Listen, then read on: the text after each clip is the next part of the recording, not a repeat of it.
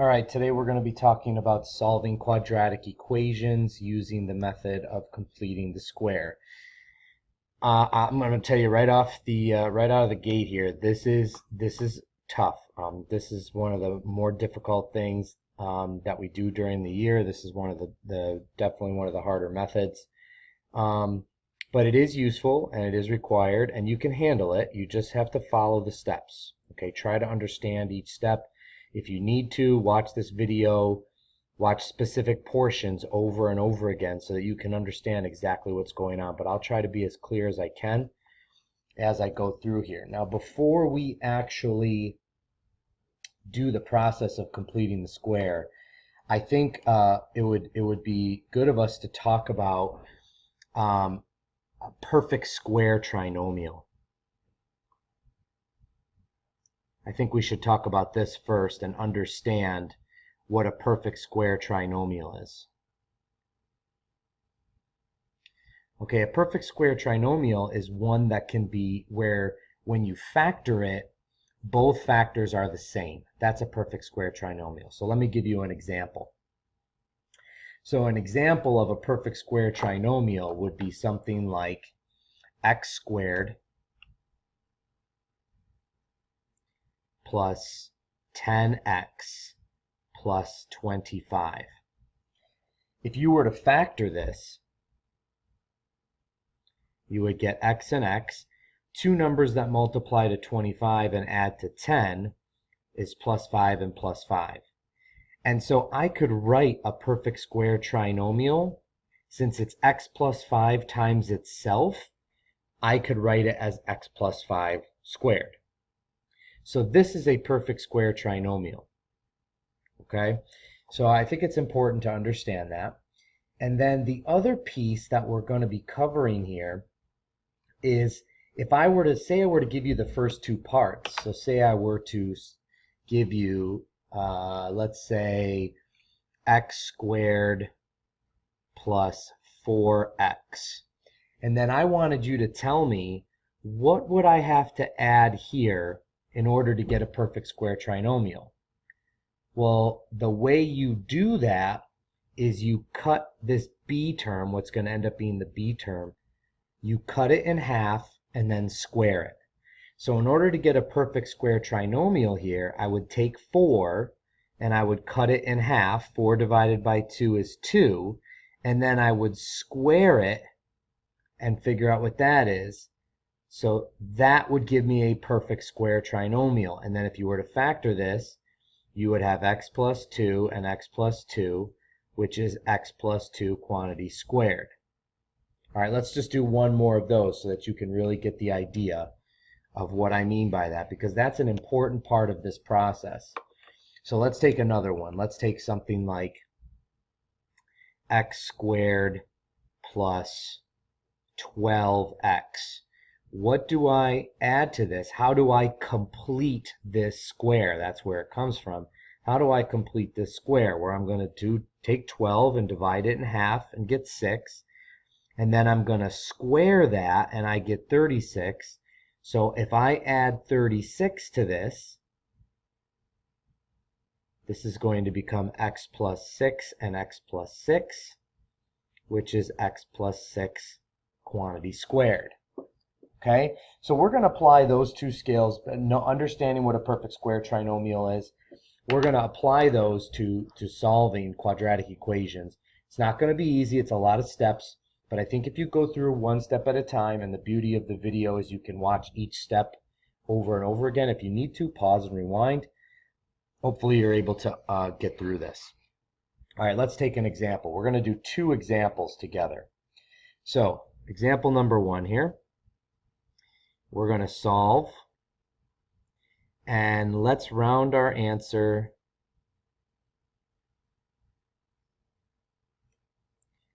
to the nearest tenth.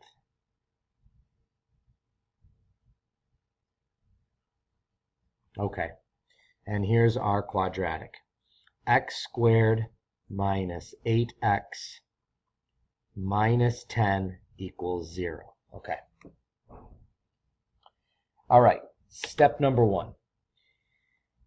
First of all, let's take a look at this. What I want you to notice is that this cannot be factored. There's no greatest common factor here, and this can't be factored. There are no numbers that multiply to -10 and add to -8. So that tells me that my solutions here, the values of x that make this true, my solutions are going to be irrational. Okay, and we talked about that last time with quadratic formula.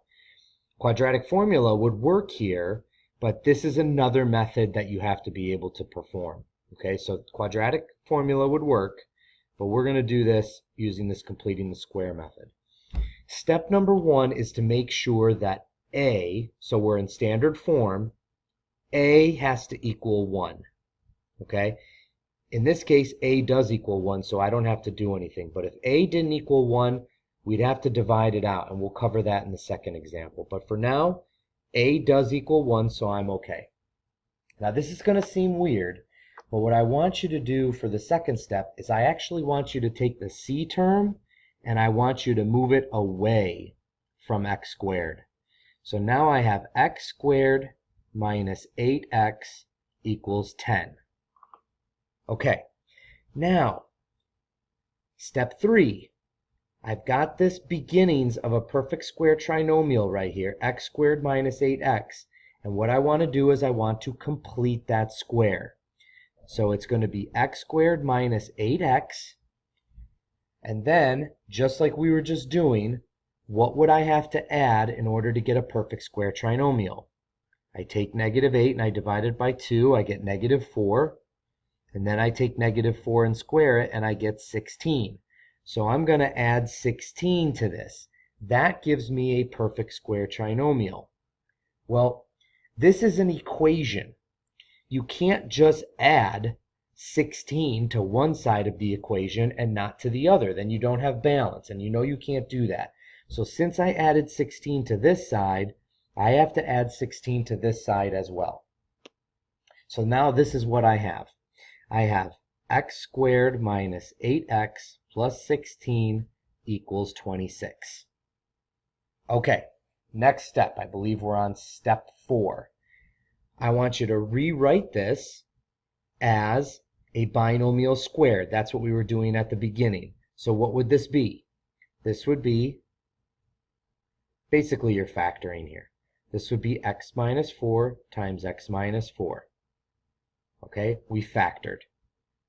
Step 5, write this as squared. So that step that we were doing in the beginning, just write this as x minus 4 squared. Okay, I'm almost there. I'm not quite done yet, but I'm almost there. Let's talk about, I want to get x by itself. So what I need to do is I need to get x away from this exponent. So think about, let's just do a side note here. Think about if you had x squared equals 9. What is the inverse of squaring x? Well, you know what it is, taking the square root. We've talked about that before. So we're going to take the square root. So if I actually take the square root, and I have to do it to both sides, then what happens here is just like when we were doing radicals, this square root sign and this squared are going to undo each other, and I'm left with just x minus 4. You can lose the parentheses. And that equals, and one thing we need to talk about is the square root of 26.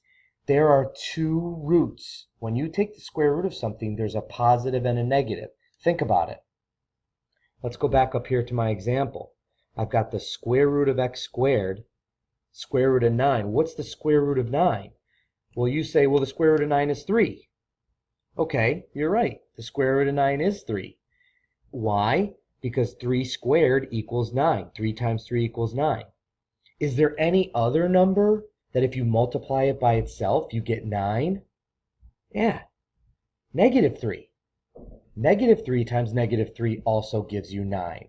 So when you take the square root of a number, it's actually positive and negative.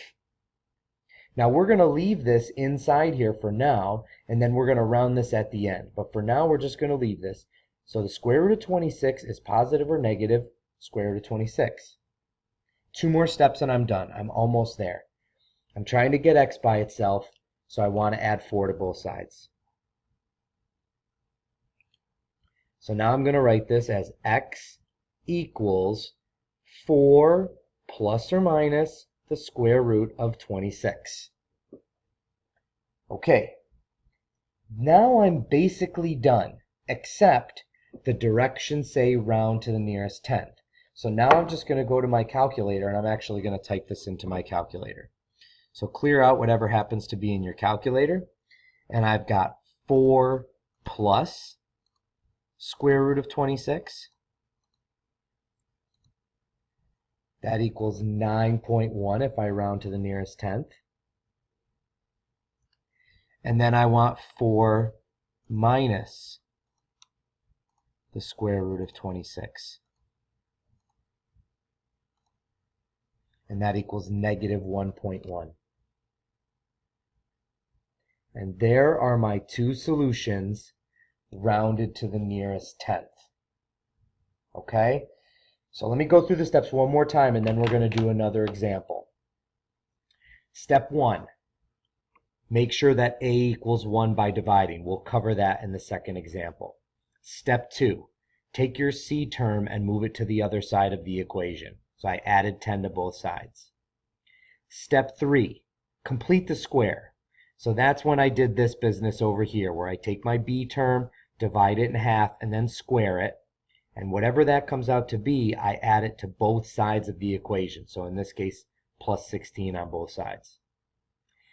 Step 4, factor.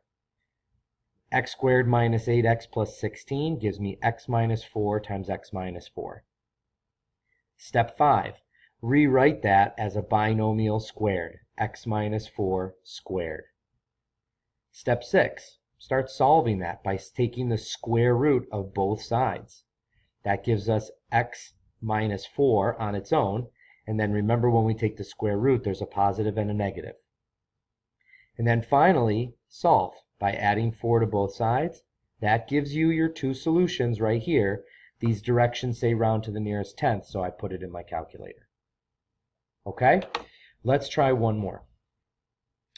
This time we're going to leave our solutions in simplest radical form.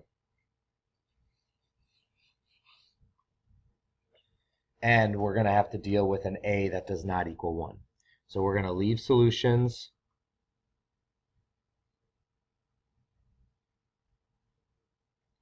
in simplest radical form.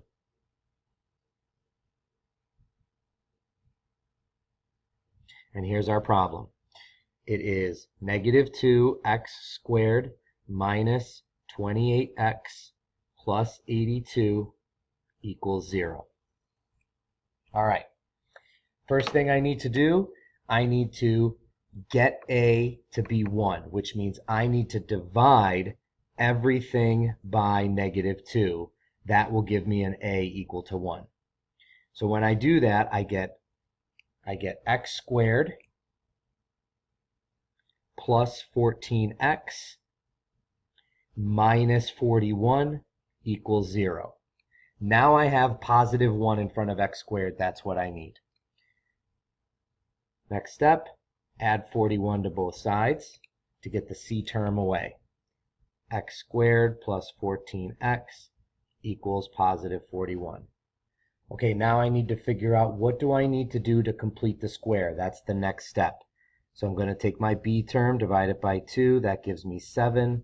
7 squared gives me 49. Okay, so that's what I need to add. So I've got x squared plus 14x plus 49 equals 41 plus 49. Okay, let's clean that up. X squared plus 14x plus 49 equals 41 plus 49 is 90. Next step is to factor. This is going to be x plus 7 times x plus 7. Write as a binomial squared, x plus 7 squared equals 90.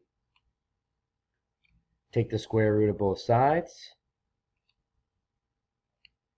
And I've got x plus 7 equals plus or minus radical 90.